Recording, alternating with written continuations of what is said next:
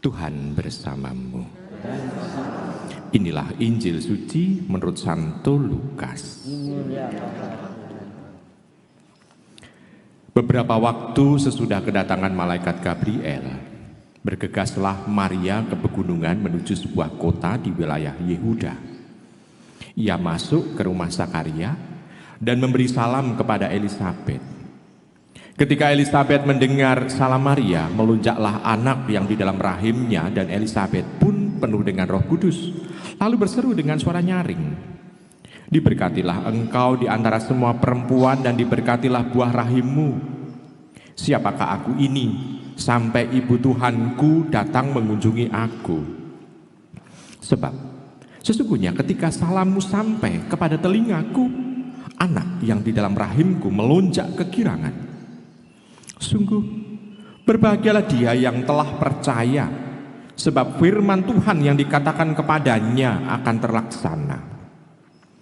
Lalu kata Maria, "Jiwaku memuliakan Tuhan dan hatiku bergembira karena Allah Juru Selamatku, sebab Ia telah memperhatikan kerendahan hamba-Nya. Sesungguhnya mulai sekarang segala keturunan akan menyebut aku berbahagia, karena Yang Maha Kuasa telah melakukan perbuatan-perbuatan besar kepadaku, dan namanya adalah kudus. Rahmat-Nya turun-temurun atas orang yang takut akan Dia. Ia memperlihatkan kuasa-Nya dengan perbuatan tangan-Nya, dan mencerai-beraikan orang-orang yang congkak hatinya. Ia menurunkan orang-orang yang berkuasa dari tahtanya dan meninggikan orang-orang yang rendah. Ia melimpahkan segala yang baik kepada orang-orang yang lapar, dan menyuruh orang yang kaya pergi dengan tangan hampa. Ia menolong Israel hamba-Nya, karena Ia mengingat rahmat-Nya seperti dijanjikannya kepada nenek moyang kita, kepada Abraham dan keturunannya untuk selama-lamanya."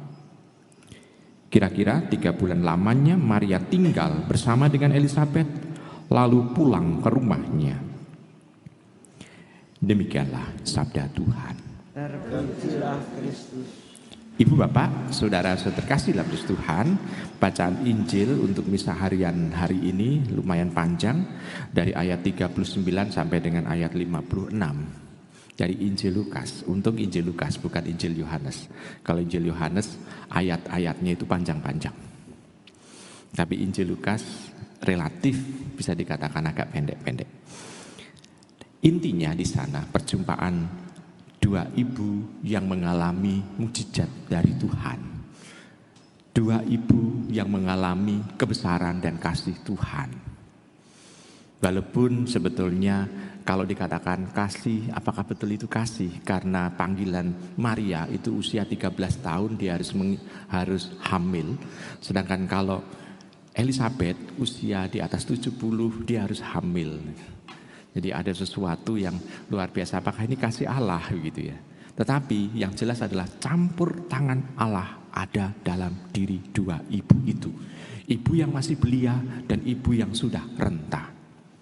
Dari ini saja kita sudah bisa melihat bahwa mujizat Tuhan itu bisa terjadi kepada siapa saja, baik yang muda maupun yang tua. Asalkan di sana ada sesuatu, yakni percaya. Percaya akan rencananya, percaya bahwa Tuhan itu akan melaksanakan apa yang menjadi dalam tanda kutip tugasnya. Kita meminta dan kita biarkan Allah itu istilahnya itu melakukan tugasnya, dia sebagai pendamping kita, sebagai penyelenggara kehidupan kita. Karena biasanya orang kok sulit untuk bisa mengalami mujizat. Kenapa? Karena orang itu percaya kepada Tuhan, jelas. Orang itu meyakini bahwa Tuhan menyelenggarakan, jelas. Tetapi yang ketiga, orang itu memaksa Tuhan untuk melakukan. Belum ada rasa menyerahkan pada penyelenggaraan Tuhan, pada kasih Tuhan. Ini yang menjadi tantangan bagi diri kita. Apakah kita mau menyerahkan pada penyelenggaraan Tuhan? Ya biarlah Tuhan bertindak. Tuhan mau memilihkan apa untuk kita. Ini yang menjadi yang seringkali kurang dalam diri orang beriman. Baik, ini catatan pertama. Catatan yang kedua, kita bisa melihat Maria dan Elisabet kedua-duanya mengandung, tapi mereka saling untuk membantu. Maria membantu proses kelahiran dari Elisabet. Bagaimana Elisabet itu mengalami kesusahan di dalam dia melahirkan usia yang sepuh. Dan kalau zaman sekarang usia yang sepuh kalau melahirkan pasti dengan operasi cesar. Tapi pada waktu dulu kan tidak ada operasi cesar. Pasti istilahnya itu kelahirannya pasti kelahiran normal. Bunda Maria melihat bagaimana proses kelahirannya. Sedangkan Elisabet tentu dia mau menguatkan pada Maria. Proses 3 bulan dalam menemani Elisabet sampai proses kelahiran, tentu mereka saling menghibur satu sama lain, tapi mereka dalam menghibur itu bukan hanya sekedar manusiawi, tetapi proses karena Tuhan sendiri bertindak dalam diri mereka, saling menguatkan satu sama lain. Dan ini sesuatu yang kita butuhkan untuk bisa merasakan dan mengalami kehadiran Tuhan dalam kehidupan kita beriman. Perjumpaan 2 ibu ini sungguh menguatkan kita.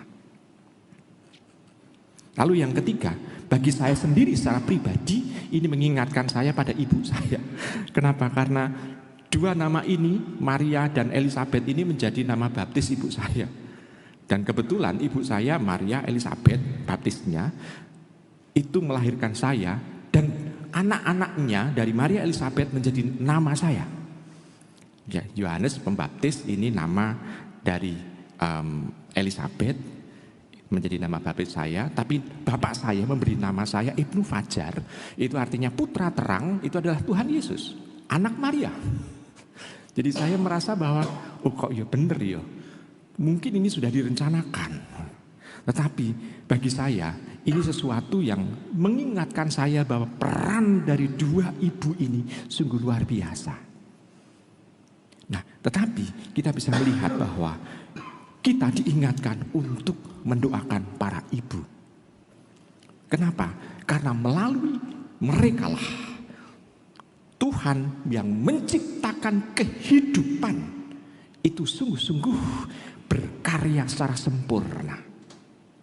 Kenapa? Karena ibu yang telah mengandung selama 9 bulan itu berarti memelihara kehidupan di dalam rahimnya. Dan akhirnya mempersilahkan sang kehidupan yang hidup itu keluar untuk menghirup udara di dunia ini. Karena peran ibu juga yang sabar dalam merawat selama 9 bulan. Jadi kita wajib untuk mendoakan mereka semua. Bahkan karena istilahnya itu penghormatan pada ibu itu, hari Senin yang lalu kita memperingati Maria Bunda Gereja.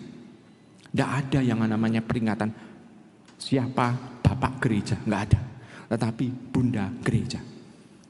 Dan juga kita bisa melihat karena alam ini itu bisa menghidupkan tanaman, binatang segala macam, sehingga kita bisa menyebut, oh ini adalah Ibu Pertiwi.